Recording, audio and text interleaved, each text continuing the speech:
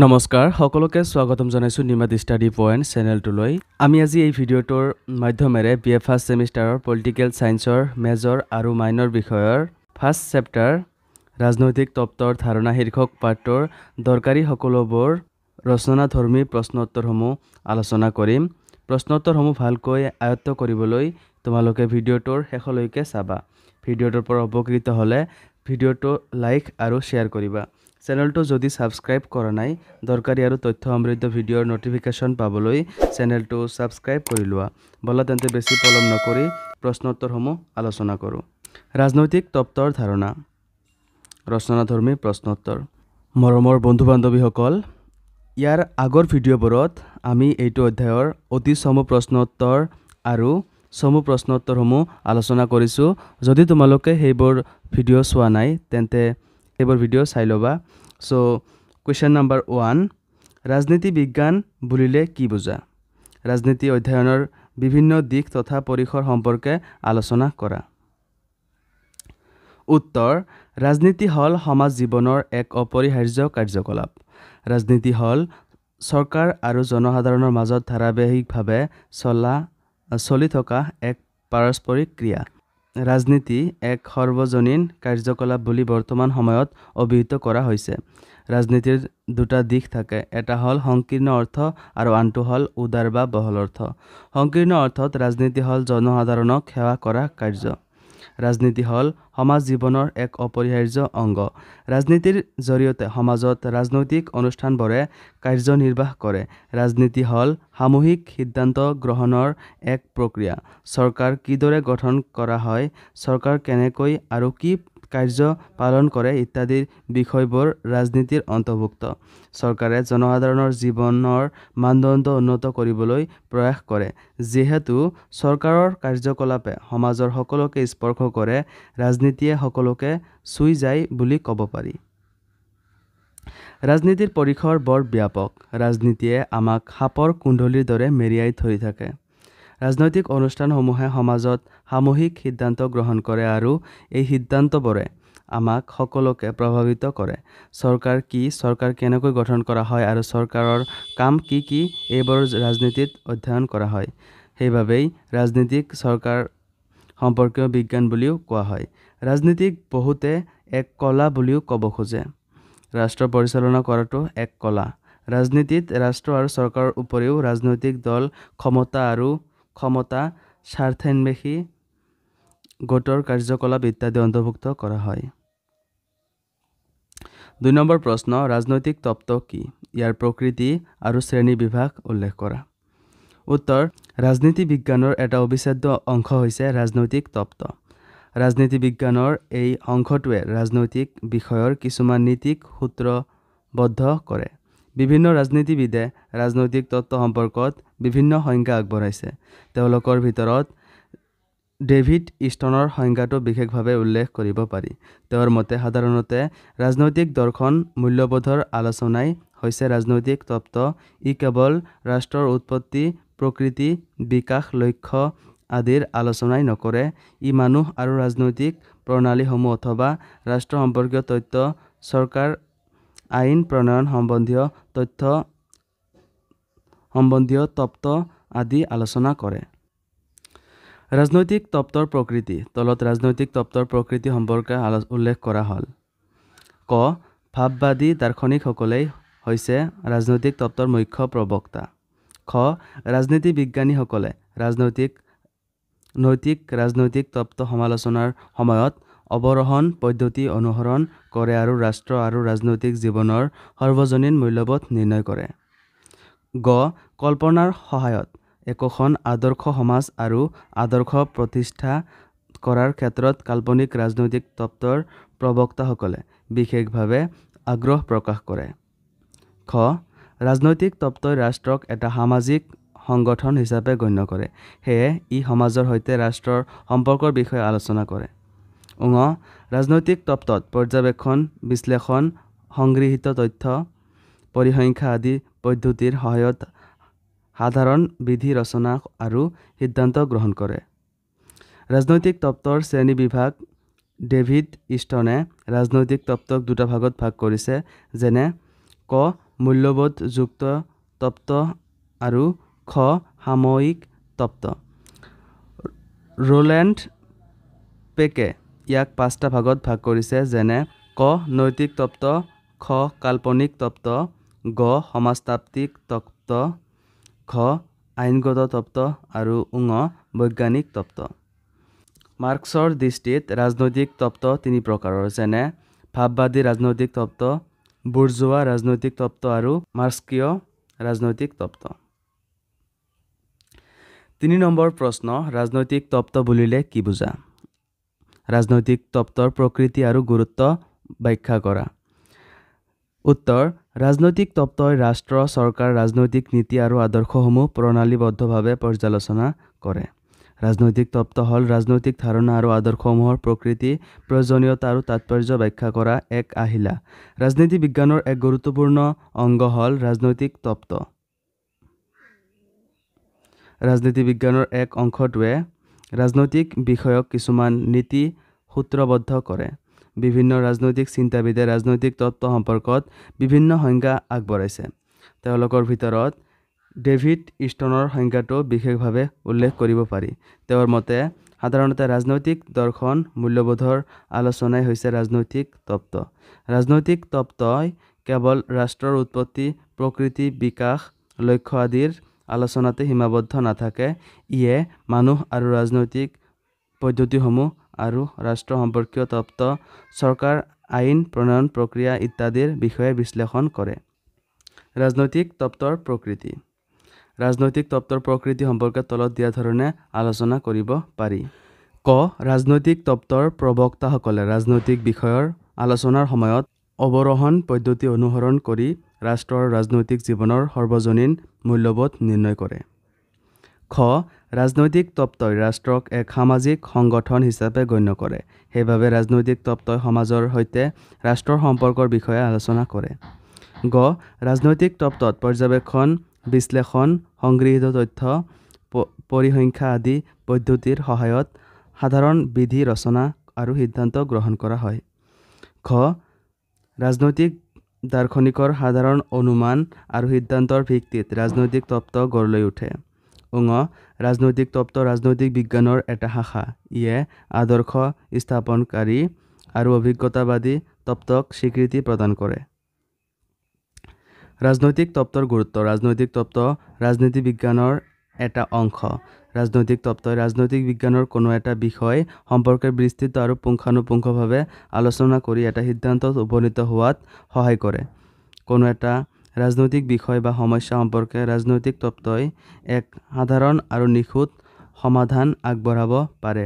ৰাজনৈতিক তত্ত্বৰ সহায়ত ৰাজনীতিৰ বিজ্ঞানৰ অধ্যয়ন আৰু গৱেষণা বিজ্ঞানসন্মত আৰু অৰ্থপূৰ্ণ হৈ উঠে। ৰাজনৈতিক তত্ত্বৰ অধ্যয়নে ৰাজনীতি বিজ্ঞানক বিতং আৰু গভীৰভাৱে জনাত সহায় কৰে। ৰাজনৈতিক তত্ত্বৰ তাৎপৰ্য বা গুৰুত্ব সম্পৰ্কে তলত দিয়া ধৰণে আলোচনা কৰিব পাৰি। ক ৰাজনৈতিক তত্ত্বই পৰ্যবেক্ষণ, বিশ্লেষণ, তথ্য আৰু পৰিসংখ্যাৰ সহায়ত সিদ্ধান্ত প্ৰদান কৰে। খ ৰাজনৈতিক তত্ত্বই ৰাজনৈতিক বিষয় বা সমস্যাৰ বিষয়ে এক সাধাৰণ সূত্ৰ ৰচনা কৰে। গ ৰাজনৈতিক তত্ত্বই ৰাজনৈতিক বিষয়ৰ উপযুক্ত অধ্যয়ন আৰু গৱেষণাৰ বাবে এক বিজ্ঞানসন্মত ভেটি নিৰ্মাণ কৰে। ঘ ৰাজনৈতিক তত্ত্বই মূল্যবোধযুক্ত অধ্যয়ন আৰু অভিজ্ঞতাবাদী অধ্যয়নৰ মাজত এক সুসমন্বয় প্ৰতিষ্ঠা কৰে। 4 নম্বৰ প্ৰশ্ন, তাত্ত্বিক দিশেৰে ৰাজনীতি আৰু ৰাজনৈতিক বিজ্ঞানৰ বিষয়ে আলোচনা কৰা। উত্তৰ সামাজিক প্ৰাণী মানুহে আদিম অৱস্থাৰ পৰাই নিজৰ স্বাৰ্থ পূৰণৰ বাবে জীৱন সংগ্ৰামত অৱতীৰ্ণ হৈছিল আৰু পৰৱৰ্তী পৰ্যায়ত পৰিৱৰ্তিত পৰিৱেশ আৰু পৰিস্থিতিৰ লগত খাপ খুৱাই চলিবলৈ তথা কিছুমান উমৈহতীয়া স্বাৰ্থ পূৰণৰ বাবে সমাজ পাতি সংঘবদ্ধভাৱে জীৱন যাপন কৰিবলৈ লয়। সমাজ আৰু ব্যক্তিৰ সম্বন্ধ ওতঃপ্ৰোতভাৱে জড়িত। প্ৰয়োজন পূৰণৰ বাবে মানুহে পৰিয়াল গঠন কৰি গোষ্ঠীগত সম্পৰ্ক স্থাপন কৰি পৰৱৰ্তী পৰ্যায়ত মানুহে ৰাজনৈতিক অনুষ্ঠান ৰাষ্ট্ৰৰ জন্ম দিয়ে। যেতিয়া উমৈহতীয়াভাৱে সকলোকে নিয়ন্ত্ৰণ কৰা আৰু পৰিচালনা কৰাৰ উদ্দেশ্যে মানুহে কোনো সংগঠনৰ সৃষ্টি কৰে, তেতিয়া সি ৰাষ্ট্ৰ ব্যৱস্থাৰ ৰূপ লয়। প্ৰকৃতাৰ্থত মানুহৰ উমৈহতীয়া জীৱনৰ অন্তঃক্ৰিয়া মানুহৰ পৰস্পৰ বিৰোধী ব্যক্তিগত তথা গোষ্ঠীগত স্বাৰ্থ বিৰোধ তথ্য সহযোগিতাৰ সমস্যা আদি সমাধানেৰে নিৰাপদ আৰু সুসংঘবদ্ধ জীৱন যাপন উদ্দেশ্যে ৰাষ্ট্ৰ ব্যৱস্থাৰ বিকাশ সাধন কৰা হৈছে।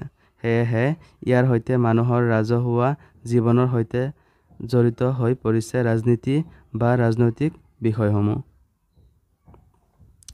ওপৰত উল্লেখ কৰা ৰাজনৈতিক শব্দই যিকোনো ৰাজহুৱা বা উমৈহতীয়া বিষয়ক বুজায়। ই মানুহৰ ব্যক্তিগত বিষয়ৰ পৰা পৃথক। এই সম্পৰ্কত শ্বেলডন এছ অলিনে তেওঁৰ পলিটিক্স এণ্ড ফিকশ্যন নামৰ গ্ৰন্থত সুন্দৰভাৱে ৰাজনৈতিকৰ ব্যাখ্যা দাঙি ধৰিছে। তেওঁ কৈছে যে সকলোবোৰ কৰ্তৃত্বসম্পন্ন অনুষ্ঠানৰ ভিতৰত কেৱল মাত্ৰ ৰাজনৈতিক অনুষ্ঠানেহে মানুহৰ উমৈহতীয়া স্বাৰ্থৰ প্ৰতি অন্যান্যভাৱে সচেতন। ৰাষ্ট্ৰীয় প্ৰতিৰক্ষা, আভ্যন্তৰীণ শৃংখলা ৰক্ষা, ন্যায্যতা প্ৰদান কৰা, অৰ্থনৈতিক নিয়ন্ত্ৰণ সাব্যস্ত কৰা আদি ৰাজনৈতিক অনুষ্ঠানৰ মূল দায়িত্ব, কিয়নো এই কাৰ্যসমূহৰ জৰিয়তে যি উদ্দেশ্য বা স্বাৰ্থ পূৰণ কৰা হয় সেইবোৰ সকলোৰে বাবে উমৈহতীয়াভাৱে হিতকৰ, অৰ্থাৎ মানুহৰ সামগ্ৰিক কল্যাণৰ বাবে ৰাষ্ট্ৰৰ দৰে ৰাজনৈতিক অনুষ্ঠানে এক অন্যান্য স্থান দখল কৰিছে। সেয়েহে এৰিষ্টটলৰ দৰে দাৰ্শনিকে প্ৰাকৃতিকভাৱে মানুহ ৰাজনৈতিক জীৱ আখ্যা দি গৈছে। তেওঁৰ মতে ৰাষ্ট্ৰৰ দৰে ৰাজনৈতিক সমাজত বাস কৰাটো ইমানেই স্বাভাৱিক যে যি ব্যক্তি সমাজত বাস কৰিব নোৱাৰে বা নিজে স্বয়ং সম্পূৰ্ণ বুলি ভাবি সমাজৰ প্ৰয়োজন নাই বুলি ভাবে, তেওঁ নিশ্চয় হয় পশু নাইবা দেৱতা। গতিকে দেখা যায় যে ব্যক্তিগত স্বাৰ্থ পূৰণ বা গোষ্ঠীগত স্বাৰ্থ পূৰণৰ অভ্যাস মানুহৰ সহজাত প্ৰবৃত্তি। এনে স্বাৰ্থ পূৰণ কৰিবলৈ যাওঁতে পৰস্পৰ বিৰোধী স্বাৰ্থৰ মাজত সংঘৰ্ষ হোৱাটো স্বাভাৱিক। এই প্ৰক্ৰিয়াটোত ৰাষ্ট্ৰৰ ব্যক্তিগত স্বাৰ্থৰ সংঘাত নিৰাময়ৰ কৰ্তৃত্ব আদি জড়িত হৈ পৰাত ৰাজনীতিৰ উদ্ভৱ হয়। কেৱল ৰাষ্ট্ৰ ব্যৱস্থাইহে ইয়াৰ বৈধ কৰ্তৃত্বৰ দ্বাৰা এনে সংঘৰ্ষ নিৰাময় কৰি মানুহৰ আশা আকাংক্ষা পূৰণ কৰিব পাৰে, অৰ্থাৎ উমৈহতীয়া সমস্যা সমাধানৰ বাবে যি সাংগঠনিক প্ৰচেষ্টা চলোৱা হয় সেয়ে ৰাজনৈতিক। ৫ নম্বৰ প্ৰশ্ন, ৰাজনীতি বিজ্ঞানৰ অৰ্থ কি আলোচনা কৰা। উত্তৰ: ৰাজনীতি অৰ্থাৎ পলিটিক্স শব্দটো গ্ৰীক শব্দ পলিছৰ পৰা আহিছে। পলিছ শব্দৰ অৰ্থ হ'ল নগৰ বা ৰাষ্ট্ৰ। সেয়েহে ৰাজনীতি বুলিলে নগৰ ৰাষ্ট্ৰৰ নীতি আৰু ইয়াৰ লগত জড়িত থকা জনকল্যাণৰ কাৰ্যসমূহকে বুজায়। পৃথিৱীৰ সৰ্বশ্ৰেষ্ঠ ৰাজনীতি বিজ্ঞানবিদ এৰিষ্টটলে পোনপ্ৰথমে ৰাজনীতি শব্দটো ব্যৱহাৰ কৰিছিল। তেওঁ ৰাষ্ট্ৰ সম্পৰ্কে লিখা তেওঁৰ গ্ৰন্থখনৰ নাম ৰাখিছিল ৰাজনীতি দ্য পলিটিক্স। ৰাজনীতি বিজ্ঞান সমাজ বিজ্ঞানৰ এটা অংগ। ৰাজনীতি বিজ্ঞানৰ সংজ্ঞা। বিভিন্ন ৰাজনীতিবিদে ৰাজনীতি বিজ্ঞানৰ বিভিন্ন সংজ্ঞা আগবঢ়াইছে। তেওঁলোকে ভিন ভিন দৃষ্টিকোণৰ পৰা এই সংজ্ঞাবোৰ দাঙি ধৰিছে। ছুইজাৰলেণ্ডৰ বিখ্যাত ৰাজনৈতিক পণ্ডিত ব্লাণ্ড-শ্বিলৰ মতে ৰাজনীতি বিজ্ঞান হ'ল ৰাষ্ট্ৰৰ বিজ্ঞান। গাৰ্নাৰে কৈছে, ৰাজনীতি বিজ্ঞানৰ আৰম্ভ আৰু সমাপ্তি ৰাষ্ট্ৰক লৈয়েই। আধুনিক ৰাজনীতি বিজ্ঞানীসকলৰ অধিকাংশৰ মতে ৰাষ্ট্ৰ আৰু চৰকাৰ দুয়োটাই ৰাজনীতি বিজ্ঞানৰ আলোচনাৰ অন্তৰ্ভুক্ত। অধ্যাপক গিলথ্ৰাইষ্টৰ মতে ৰাজনীতি বিজ্ঞানে ৰাষ্ট্ৰ আৰু চৰকাৰৰ বিষয়ে আলোচনা কৰে। সাম্প্ৰতিক ধাৰণা অনুসাৰে ৰাষ্ট্ৰ আৰু আন যিকোনো বিষয়ে মানুহৰ ৰাজনৈতিক জীৱনক প্ৰভাৱিত কৰে তাকে ৰাজনীতি বিজ্ঞানৰ বিষয়বস্তু সম্পৰ্কে বিবেচনা কৰা হয়। ৰাজনীতি বিজ্ঞানৰ বিভিন্ন ধৰণৰ সংজ্ঞাবিলাক আলোচনা কৰিলে দেখা যায় যে এনে এটি সংজ্ঞা কোনেও আগবঢ়োৱা নাই যি সকলোৰে দ্বাৰা গ্ৰহণযোগ্য। ৬ নম্বৰ প্ৰশ্ন, ৰাজনীতি বিজ্ঞানৰ পৰিসৰ সম্পৰ্কে আলোচনা কৰা। উত্তৰ: ৰাজনীতি বিজ্ঞান অধ্যয়নৰ পৰিসৰক লৈ ৰাজনৈতিক পণ্ডিতসকলৰ মাজত মতভেদ দেখা যায়। ৰাজনৈতিক বিজ্ঞানী ৰেডীৰ মতে ৰাজনীতি বিজ্ঞানৰ সঠিক সীমাৰেখা নিৰ্ধাৰণ কৰিব নোৱাৰি, কাৰণ ৰাজনীতি বিজ্ঞানৰ অধ্যয়নৰ পৰিসৰ বা বিষয়বস্তু অতি ব্যাপক। যিহেতু ৰাষ্ট্ৰ গতিশীল, গতিকে ৰাজনীতি বিজ্ঞানৰ পৰিসৰো অতি ব্যাপক আৰু গতিশীল। ৰাজনীতি বিজ্ঞানৰ অধ্যয়নৰ মূল বিষয়বস্তু ৰাষ্ট্ৰ। ৰাজনীতি বিজ্ঞানত ৰাষ্ট্ৰৰ উৎপত্তি, ইয়াৰ প্ৰকৃতি, ক্ৰমবিকাশ, কাৰ্যপন্থাৰ মাজতে ৰাজনীতি বিজ্ঞানৰ অধ্যয়ন আৰম্ভ হয়। ৰাষ্ট্ৰৰ কাৰ্যাৱলী চৰকাৰৰ দ্বাৰা বাস্তৱত ৰূপায়িত হয়। সেয়েহে ৰাজনীতি বিজ্ঞানে ৰাষ্ট্ৰৰ সৈতে চৰকাৰ আৰু জনসাধাৰণৰ সম্পৰ্কৰ বিষয়ে অধ্যয়ন কৰে। আধুনিক যুগত ৰাজনীতি বিজ্ঞানৰ পৰিসৰ যথেষ্ট বৃদ্ধি পাইছে। বৰ্তমান ৰাজনীতি বিজ্ঞানত ৰাজনৈতিক ব্যৱস্থা আৰু মানুহৰ জীৱনৰ সামগ্ৰিক সমস্যাৱলীৰ আলোচনাই অধিক পৰিমাণে গুৰুত্ব লাভ কৰিছে। এতিয়া ৰাজনীতি বিজ্ঞানত মানৱ সমাজৰ সমস্যাবিলাকৰ বিষয়ে আৰু তাৰ সমস্যা সমাধানৰ বিষয়ে আলোচনা কৰা হয়। সমাজ বিজ্ঞানৰ এটা পৰিৱৰ্তনশীল বিষয় হিচাপে ৰাজনীতি বিজ্ঞানৰ পৰিসৰ ক্ৰমান্বয়ে বৃদ্ধি পাইছে। বৰ্তমান সময়ত ৰাজনীতি বিজ্ঞানৰ পৰিসৰত তলত উল্লেখ কৰা বিষয়সমূহ অন্তৰ্ভুক্ত কৰা হৈছে। ক. ৰাজনীতি, খ. ৰাজনৈতিক দৰ্শন, গ. ৰাজনৈতিক তত্ত্ব, খ. ৰাজনৈতিক অনুষ্ঠান, ঙ. ৰাজনৈতিক ব্যৱস্থা আৰু সংবিধান, প্ৰথম চ. ৰাষ্ট্ৰ, চৰকাৰ, নাগৰিক আৰু জনমত, দ্বিতীয় চ. আন্তৰ্জাতিক আইন আৰু সম্পৰ্ক, বৰ্গাৰ্য, ৰাজনৈতিক দল, প্ৰভাৱ গোষ্ঠী, নিৰ্বাচন আৰু ৰাজনৈতিক আচৰণ। ৭ নম্বৰ প্ৰশ্ন, ৰাজনীতি বিজ্ঞান নে কলা? অধ্যয়ন কৰা। উত্তৰ: ৰাজনীতি বিজ্ঞানক বিজ্ঞান বুলি হিচাপে গণ্য কৰিব পাৰি নে নাই এই বিষয়ে ৰাজনীতি বিজ্ঞানীসকলৰ মাজত যথেষ্ট মতানৈক্য আছে। এচাম ৰাজনীতি বিজ্ঞানীৰ মতে ৰাজনীতি বিজ্ঞান বিজ্ঞানৰ পৰ্যায়ভুক্ত। এৰিষ্টটলে ৰাজনীতি বিজ্ঞানক শ্ৰেষ্ঠ বিজ্ঞান বুলি আখ্যা দিছে। তেওঁ ৰাজনীতি বিজ্ঞানক চৰম বিজ্ঞান বুলি গণ্য কৰে। এই ধাৰণা ব্ৰইছ, মণ্টেস্কু, পলক আদি লিখকে সমৰ্থন কৰিছিল। আনহাতে মেইটলেউ, কষ্টে আদি লিখকে কয় যে ৰাজনীতি বিজ্ঞান নহয়। ৰাজনীতি বিজ্ঞান হয় নে নহয় এইটো স্থিৰ কৰাৰ আগত বিজ্ঞানৰ সুস্পষ্ট ধাৰণা থকা দৰকাৰ। ইউনেস্কোৰ মতে বিজ্ঞান হ'ল কোনো এটা বিষয় সম্বন্ধে সুনিয়ন্ত্ৰিত চিন্তা। ওপৰৰ সংজ্ঞা অনুসাৰে ৰাজনীতি বিজ্ঞানক বিজ্ঞানৰ পৰ্যায়ভুক্ত কৰা হয়। ইয়াৰ সাপেক্ষে কিছুমান যুক্তি দিয়া হয়। ক. পৰ্যবেক্ষণ, বিশ্লেষণ, গৱেষণা আদিৰ দ্বাৰা ৰাজনীতি বিজ্ঞানৰ বিভিন্ন বিষয়ত সুস্পষ্ট তথ্য উদ্ঘাটন কৰিব পাৰি। খ. ৰাজনীতি বিজ্ঞানৰ সাধাৰণ সূত্ৰ আৰু সিদ্ধান্তসমূহক ভৱিষ্যত অনুৰূপ অৱস্থাত প্ৰয়োগ কৰা হয়। সেইকাৰণে ইয়াৰ সিদ্ধান্তসমূহে বৈজ্ঞানিক মৰ্যাদা দাবী কৰে। গ. ৰাজনীতি বিজ্ঞানত নিৰ্ভুল ভৱিষ্যৎবাণী কৰা সম্ভৱ নহয়। বস্তু জগতৰ গতি প্ৰকৃতি প্ৰাকৃতিক নিয়ম অনুসাৰে পৰিচালিত হয়। কিন্তু ৰাজনীতি বিজ্ঞানৰ আলোচ্য বিষয়বস্তুৰ ক্ষেত্ৰত তেনে কোনো নিৰ্দিষ্ট নিয়ম কাৰ্যকৰী নহয়। ওপৰৰ যুক্তিবিলাক একেবাৰে অস্বীকাৰ কৰিব নোৱাৰি। ৰাজনীতি বিজ্ঞান কেতিয়াও সমগোত্ৰীয় হ'ব নোৱাৰে। কিন্তু এইটো স্বীকাৰ কৰিব লাগিব যে অতীত আৰু বৰ্তমান ইতিহাসৰ মাজত কিছুমান মিল আছে। ৰাজনীতি বিজ্ঞানীসকলে এতিয়া অধিক মাত্ৰাত বৈজ্ঞানিক দৃষ্টিভংগী আৰু পন্থা পদ্ধতি গ্ৰহণ কৰিছে। ব্ৰাইছৰ মতে ৰাজনীতি বিজ্ঞান হ'ল এটা প্ৰগতিশীল বিজ্ঞান। ৰাজনীতি বিজ্ঞান প্ৰাকৃতিক বিজ্ঞান নহ'লেও ইয়াক সমাজ বিজ্ঞান বুলিব পাৰি। ৰাজনীতি বিজ্ঞান কলা। ৰাজনীতি বিজ্ঞান অকল বিজ্ঞানেই নহয়, ইয়াত ভালেমান কলাৰ গুণো আছে। ব্লাণ্টশ্বিলৰ মতে ৰাজনীতি বিজ্ঞান যিমান বিজ্ঞান তাতকৈ অধিক কলাহে। তেওঁৰ বাহিৰে অন্যান্য কিছুমান দাৰ্শনিকেও ৰাজনীতি বিজ্ঞানক কলা আখ্যা দিছে। কলাৰ সাধাৰণ অৰ্থ হ'ল কোনো সিদ্ধান্তক বাস্তৱত ৰূপ দিয়া। ৰাজনীতি বিজ্ঞানৰ তাত্ত্বিক দিশৰ বাহিৰে ইয়াৰ এটা ব্যৱহাৰিক দিশ আছে। ৰাজনীতি বিজ্ঞান এটা উচ্চ মানৰ কলা, কাৰণ ইয়াৰ দ্বাৰা মানুহে সৰ্বোত্তম নাগৰিক জীৱন উপভোগ কৰিব পাৰে। ৰাজনীতি বিজ্ঞানক কলা আৰু বিজ্ঞানৰ সংমিশ্ৰণ বুলি ক'ব পাৰি। তত্ত্বৰ ফালৰ পৰা ৰাজনীতি বিজ্ঞান এটা বিজ্ঞান, কাৰণ এই তত্ত্বসমূহৰ কাৰণে বৈজ্ঞানিক পদ্ধতি ব্যৱহাৰ কৰা হয়। কিন্তু ৰাজনীতি বিজ্ঞানৰ ব্যৱহাৰিক দিশটো হ'ল কলা। ব্যৱহাৰিক দৃষ্টিভংগীৰে পৰা ৰাজনীতি বিজ্ঞান সৰ্বোত্তম কলা। সেইকাৰণে ৰাজনীতি বিজ্ঞানক কলা আৰু বিজ্ঞানৰ সংমিশ্ৰণ বুলি কোৱা সমীচীন হ'ব।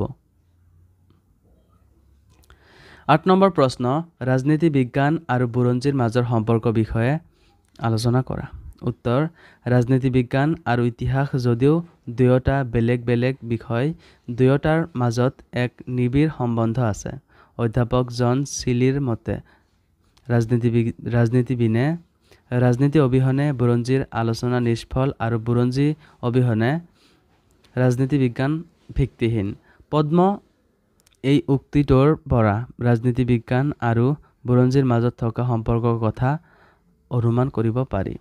বুৰঞ্জী বুলিলে সমাজৰ কথা আৰু কাহিনীক বুজায়। এই বুৰঞ্জী হ'ল ৰাজনীতি বিজ্ঞানৰ মূল উপাদানসমূহৰ প্ৰধান উৎস। আকৌ বুৰঞ্জী অধ্যয়নত ৰাজনীতি বিজ্ঞানৰ জ্ঞান থকাটো একান্ত প্ৰয়োজন। সমাজৰ ৰাজনৈতিক দিশটো বাদ দি কোনো বুৰঞ্জী ৰচনা কৰিব নোৱাৰি। ৰাজনীতি বিজ্ঞানৰ মূলতে আছে বুৰঞ্জীৰ অৱদান। ক ৰাজনৈতিক ঘটনাৰ ক্ৰম বিৱৰ্তনৰ ধাৰা বুৰঞ্জীৰ পৰা সংগ্ৰহ কৰা হয়। সেয়েহে ফ্ৰিমেনে কৈছে বুৰঞ্জী হ'ল অতীত ৰাজনীতি আৰু ৰাজনীতি হ'ল বৰ্তমানৰ বুৰঞ্জী। খ অতীত ৰাজনৈতিক জীৱন সম্পৰ্কে ধাৰণা নাথাকিলে বৰ্তমানৰ ৰাজনৈতিক মতবাদৰ ভিত্তি দুৰ্বল হৈ পৰে। গ তদুপৰি বিভিন্ন ৰাজনৈতিক তত্ত্ব বুৰঞ্জীৰ জ্ঞানৰ ভিত্তিত প্ৰতিষ্ঠিত হয়। খ মানৱ সমাজ আৰু শাসন ব্যৱস্থাক ঐতিহাসিক পটভূমিত বিশ্লেষণ আৰু তুলনা কৰা যায়। এতেকে ৰাজনীতি বিজ্ঞান বুৰঞ্জীৰ ওপৰত নানাভাৱে নিৰ্ভৰশীল। বুৰঞ্জীয়েও ৰাজনীতি বিজ্ঞানৰ পৰা বহুতো উপাদান গ্ৰহণ কৰে। ক ৰাজনীতি বিজ্ঞানে বুৰঞ্জীৰ আলোচনাত পূৰ্ণতা দান কৰে। ৰাজনৈতিক জ্ঞান বিনে বুৰঞ্জীৰ অধ্যয়ন সাৰ্থক হ'ব নোৱাৰে। বুৰঞ্জীত উদ্দেশ্যমূলক আলোচনা থাকে, সেইকাৰণে ইয়াত ৰাজনৈতিক ঘটনাসমূহে স্থান পায়। গ ৰাজনৈতিক ঘটনাৱলীৰ সঠিক বৰ্ণনা দিয়াও বুৰঞ্জীৰ দায়িত্ব। খ ৰাজনৈতিক ঘটনাসমূহৰ দ্বাৰা বুৰঞ্জী প্ৰভাৱিত হয়। বুৰঞ্জী আৰু ৰাজনীতি বিজ্ঞানৰ মাজত গভীৰ সম্পৰ্ক থাকিলেও এই দুয়োটা বিষয়ৰ মাজত যথেষ্ট পাৰ্থক্য আছে। বুৰঞ্জী ৰাজনীতি বিজ্ঞান নহয় আৰু ৰাজনীতি বিজ্ঞান বুৰঞ্জী নহয়। যেনে বুৰঞ্জীৰ পৰিধি তুলনামূলকভাৱে ব্যাপক। খ অকল বুৰঞ্জীয়েই ৰাজনীতি বিজ্ঞানৰ ভিত্তি নহয়, বুৰঞ্জীৰ বাহিৰেও অন্যান্য দিশৰ পৰাও ৰাজনীতি বিজ্ঞানে ইয়াৰ উপাদানসমূহ সংগ্ৰহ কৰে। গ দুয়ো বিষয়ৰ আলোচনাৰ প্ৰকৃতি আৰু বিষয়ক বেলেগ ধৰণৰ, কিন্তু এইখিনিতে উল্লেখ কৰিব পাৰি যে দুয়োৰ মাজত ঘনিষ্ঠ সম্পৰ্ক বিদ্যমান। এটা আনটোৰ পৰিপূৰক। পাৰস্পৰিক সহযোগৰ ওপৰত দুয়োৰে কৃতকাৰ্যতা নিৰ্ভৰ কৰে। এটাক বাদ দি আনটোৱে পৰিপূৰ্ণতা লাভ কৰিব নোৱাৰে। ৯ নম্বৰ প্ৰশ্ন, ৰাজনীতি বিজ্ঞান আৰু অৰ্থনীতিৰ মাজত কেনেধৰণৰ সম্পৰ্ক, কি পাৰ্থক্য পৰিলক্ষিত হয় আলোচনা কৰা। উত্তৰ, ৰাজনীতি বিজ্ঞানৰ লগত অৰ্থনীতিৰ যথেষ্ট সম্পৰ্ক আছে। এৰিষ্টটলৰ আমলৰ পৰা অষ্টাদশ শতাব্দীলৈকে অৰ্থনীতি আৰু ৰাজনীতি বিজ্ঞানক এটা বিষয় হিচাপে গণ্য কৰা হৈছে। ঊনবিংশ শতাব্দীৰ শেষ ভাগত অৰ্থনীতিক এটা পৃথক বিষয় হিচাপে গণ্য কৰা হয়। এতিয়া অৰ্থনীতি এটা স্বতন্ত্ৰ সামাজিক বিজ্ঞান। ওপৰৰ আলোচনাৰ পৰা বুজা যায় যে অৰ্থনীতি আৰু ৰাজনীতি বিজ্ঞানৰ মাজত গভীৰ সম্পৰ্ক আছে। অৰ্থনীতি আৰু ৰাজনীতি বিজ্ঞানৰ মাজত কিছুমান পাৰ্থক্য আছে। তলত সেইবোৰ উল্লেখ কৰা হ'ল। ক ৰাজনীতি বিজ্ঞানে ৰাজনৈতিক জীৱনৰ গতি প্ৰকৃতিক নিৰ্ধাৰণ কৰে, কিন্তু অৰ্থনীতিয়ে মানুহৰ অৰ্থনৈতিক কৰ্ম প্ৰচেষ্টাৰ বিচাৰ বিশ্লেষণ কৰে। খ অৰ্থনীতি মূলতঃ এটা বস্তুনিষ্ঠ বিজ্ঞান, কিন্তু ৰাজনীতি বিজ্ঞান হ'ল এটা নীতিনিষ্ঠ বিজ্ঞান। গ অৰ্থনীতি বিজ্ঞানীসকলে ৰাষ্ট্ৰৰ অৰ্থনৈতিক দিশটো পৰ্যালোচনা কৰে, কিন্তু ৰাজনীতি বিজ্ঞানত ৰাষ্ট্ৰ সংক্ৰান্ত সকলো সমস্যা আলোচনা কৰা হয়। খ অৰ্থনীতিৰ আলোচনা মূল্যায়ন নিৰপেক্ষ, কিন্তু ৰাজনীতি বিজ্ঞানৰ আলোচনা মূল্যায়ন নিৰপেক্ষ নহয়।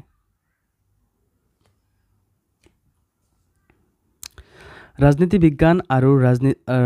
বিজ্ঞান আৰু অৰ্থনীতি দুয়োটা পৃথক শাস্ত্ৰ হিচাপে সুপ্ৰতিষ্ঠিত হ'লেও দুয়োটাৰ মাজত ঘনিষ্ঠ সম্পৰ্ক আছে। উভয় শাস্ত্ৰই সমাজ সম্বন্ধে মানুহৰ কাৰ্যকলাপৰ বিষয়ে আলোচনা কৰে। সমাজৰ সৰ্বাধিক কল্যাণ সাধন কৰা দুয়োৰে একান্ত উদ্দেশ্য। দুয়ো বিষয়ৰ উদ্দেশ্য একে হোৱাৰ বাবে বিষয় দুটাৰ মাজত পাৰস্পৰিক নিৰ্ভৰশীলতা দেখা যায়। অৰ্থনীতি ৰাজনীতিৰ ওপৰত নিৰ্ভৰশীল। ক, অৰ্থশাস্ত্ৰৰ আলোচ্য বিষয়সমূহ ৰাজনৈতিক ব্যৱস্থা আৰু সিদ্ধান্তৰ দ্বাৰা বিশেষভাৱে প্ৰভাৱিত হয়। খ, উন্নয়নশীল দেশত অৰ্থব্যৱস্থাৰ ওপৰত ৰাষ্ট্ৰৰ প্ৰভাৱ বিশেষভাৱে ব্যাপক। গ, কল্যাণকামী ৰাষ্ট্ৰত ৰাজনীতি আৰু অৰ্থনীতিৰ মাজত নিবিড় সম্পৰ্ক থকা দেখা যায়। অৰ্থনীতিয়ে দেশৰ ৰাষ্ট্ৰ ব্যৱস্থাক নভাৱে প্ৰভাৱিত কৰে। এতিয়া ৰাজনীতি বিজ্ঞান আৰু অৰ্থশাস্ত্ৰ দুয়ো স্বতন্ত্ৰ বিজ্ঞান। দুয়োৰে মাজত বিভিন্ন ক্ষেত্ৰ পাৰ্থক্য আছে, তথাপিও এই দুয়োৰ মাজত পাৰস্পৰিক সম্পৰ্ক নিবিড়। অৰ্থনীতি আৰু ৰাজনীতি বিজ্ঞান এটা আনটোৰ পৰিপূৰক।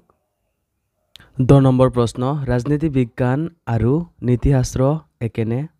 ৰাজনীতি বিজ্ঞান আৰু নীতিশাস্ত্ৰৰ মাজৰ কি কি পাৰ্থক্য পৰিলক্ষিত হয় আলোচনা কৰা। উত্তৰ, ৰাজনীতি বিজ্ঞান আৰু নীতিশাস্ত্ৰ সমাজ বিজ্ঞানৰ দুটা শাখা। নীতিশাস্ত্ৰই মানুহৰ নৈতিকতাৰ বিষয়ে পৰ্যালোচনা কৰে আৰু মানুহৰ কাৰ্যৰ ভাল বেয়া নিৰূপণ কৰে। আনহাতে ৰাজনীতি বিজ্ঞানে মানুহৰ ৰাজনৈতিক আচাৰ ব্যৱহাৰৰ বিষয়ে অধ্যয়ন কৰে। এই ফালৰ পৰা বিচাৰ কৰিলে ৰাজনীতি বিজ্ঞান আৰু নীতিশাস্ত্ৰৰ মাজত অংগাংগী সম্পৰ্ক আছে। মেকিয়াভেলিয়ে ৰাজনীতি বিজ্ঞানক নীতিশাস্ত্ৰৰ কবলৰ পৰা মুক্ত কৰিছে। এওঁ ৰাজনীতি বিজ্ঞানক পৃথক শাস্ত্ৰ হিচাপে প্ৰতিষ্ঠা কৰিছে। এই ক্ষেত্ৰত হছ, লোক আৰু কচৰ নামো উল্লেখযোগ্য। এওঁলোকৰ মতে নৈতিক আদৰ্শৰ পৰিৱৰ্তে নতুন দৃষ্টিভংগীৰে ৰাজনীতি বিজ্ঞানৰ আলোচনা কৰা উচিত। ইয়াৰ ফলত ৰাজনীতি বিজ্ঞান আৰু নীতিশাস্ত্ৰৰ বিষয়বস্তু পৃথক হৈ পৰিছে। ৰাজনীতি বিজ্ঞান আৰু নীতিশাস্ত্ৰৰ মাজত থকা পাৰ্থক্যবিলাক হ'ল: ক, মানুহৰ মনৰ চিন্তা আৰু বাহ্যিক ব্যৱহাৰ দুয়োটাই নীতিশাস্ত্ৰৰ আলোচনাৰ বিষয়, কিন্তু ৰাজনীতি বিষয়ত অকল মানুহৰ বাহ্যিক কাৰ্যকলাপ লৈ আলোচনা কৰা হয়। খ, নীতিশাস্ত্ৰৰ নিৰ্দেশ ন্যায়ভিত্তিক, কিন্তু ৰাষ্ট্ৰৰ নিৰ্দেশ সুবিধা অসুবিধাৰ ভিত্তিতে নিৰ্ধাৰিত হয়। গ, নীতিশাস্ত্ৰৰ নিৰ্দেশ পালনীয় নহয়, কিন্তু ৰাষ্ট্ৰীয় আইন মানি চলা বাধ্যতামূলক। নীতিশাস্ত্ৰ আৰু ৰাজনীতি বিজ্ঞানৰ মাজত পাৰ্থক্য আছে, তথাপি ৰাজনৈতিক আদৰ্শক নৈতিক আদৰ্শৰ পৰা সম্পূৰ্ণ বিচ্ছিন্ন কৰিব নোৱাৰি। উদ্দেশ্যৰ ফালৰ পৰা বিচাৰ কৰিলে ৰাজনীতি বিজ্ঞান আৰু নীতিশাস্ত্ৰৰ পাৰস্পৰিক সম্পৰ্ক আছে। দুয়োটাৰ উদ্দেশ্য হ'ল মানুহৰ সৰ্বাংগীন উন্নতি সাধন কৰা। 11 নম্বৰ প্ৰশ্ন, ৰাজনীতি বিজ্ঞান আৰু মনোবিজ্ঞানৰ সম্পৰ্কৰ বিষয়ে আলোচনা কৰা। উত্তৰ, লৰ্ড ব্ৰাইছে কৈছে, ৰাজনীতি বিজ্ঞানৰ ভিত্তি মনোবিজ্ঞানৰ মাজতেই নিহিত হৈ আছে। এতিয়া মনোবিজ্ঞানৰ সহায়ত ৰাজনৈতিক সমস্যাবিলাকে সমাধান কৰাৰ প্ৰৱণতা যথেষ্ট পৰিমাণে বৃদ্ধি পাইছে। এই প্ৰৱণতাৰ সূত্ৰপাত ঘটে বিংশ শতাব্দীৰ প্ৰথম ভাগত। ৰাজনীতি বিজ্ঞানৰ বিষয়বস্তুৰ ব্যাখ্যা বিশ্লেষণৰ ক্ষেত্ৰত মনস্তাত্ত্বিক সূত্ৰৰ প্ৰয়োগ বৰ গুৰুত্বপূৰ্ণ। আধুনিক ৰাজনীতি বিজ্ঞানৰ আলোচনা মনোবিজ্ঞানৰ ওচৰত নানাভাৱে ঋণী। ক, জনমতৰ ওপৰত গণতন্ত্ৰ প্ৰতিষ্ঠিত। বৰ্তমান যুগত গণতন্ত্ৰৰ প্ৰাধান্য অধিক, গতিকে জনমতৰ সাম্যক ধাৰণা লাভৰ বাবে মনস্তত্ত্বৰ পৰ্যালোচনা প্ৰয়োজন। খ, মনোবিজ্ঞানৰ জ্ঞান বিনে ৰাজনীতি বিজ্ঞানৰ বহুতো বিষয় আলোচনা কৰিব নোৱাৰি। গ, ৰাজনৈতিক সমস্যা সমাধানৰ ক্ষেত্ৰত মনস্তাত্ত্বিক সূত্ৰৰ প্ৰয়োজন হয়। মনোবিজ্ঞানৰ সৈতে ৰাজনীতি বিজ্ঞানৰ সম্পৰ্ক ঘনিষ্ঠ, তথাপিও উভয় শাস্ত্ৰৰ আলোচনা পদ্ধতিৰ সহজতে মৌলিক পাৰ্থক্য আছে, যেনে ৰাজনীতি বিজ্ঞান নীতিনিষ্ঠ।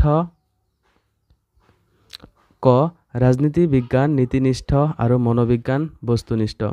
খ, খ সকলো ৰাজনৈতিক ঘটনাক মনস্তত্বৰ দ্বাৰা ব্যাখ্যা কৰিব নোৱাৰি ৰাজনীতি বিজ্ঞানে সকলো সময়ত মনোবিজ্ঞানক অনুসৰণ নকৰে গ বৰ্তমান জটিল ৰাজনৈতিক সমস্যাবিলাক মনস্তাত্ত্বিক উপায়ত সমাধান কৰা সম্ভৱ নহয় মনোবিজ্ঞান আৰু ৰাজনীতি বিজ্ঞানৰ মাজত কিছুমান পাৰ্থক্য থাকিলেও দুয়োটা শাস্ত্ৰৰ মাজত ওচৰ সম্পৰ্ক আছে প্ৰকৃতপক্ষে ৰাজনীতি বিজ্ঞানৰ আলোচনাত মনস্তত্ত্বৰ এটি গুৰুত্বপূৰ্ণ ভূমিকা আছে 12 নম্বৰ প্ৰশ্ন ৰাজনীতি বিজ্ঞান আৰু সমাজশাস্ত্ৰৰ সম্পৰ্কৰ বিষয়ে আলোচনা কৰা উত্তৰ ৰাজনীতি বিজ্ঞান সমাজ বিজ্ঞানৰ এটি অংগ মাথো গতিকে সমাজৰ লগত ৰাজনীতি বিজ্ঞানৰ সম্পৰ্ক নিবিড় সমাজ বিজ্ঞানত মানুহৰ অৰ্থনৈতিক ৰাজনৈতিক সামাজিক আদি সকলো দিশৰ অধ্যয়ন কৰা হয় কিন্তু ৰাজনীতি বিজ্ঞানত মানুহৰ ৰাজনৈতিক জীৱন সম্পৰ্কে আলোচনা কৰা হয় পল জেনেটৰ মতে সমাজশাস্ত্ৰৰ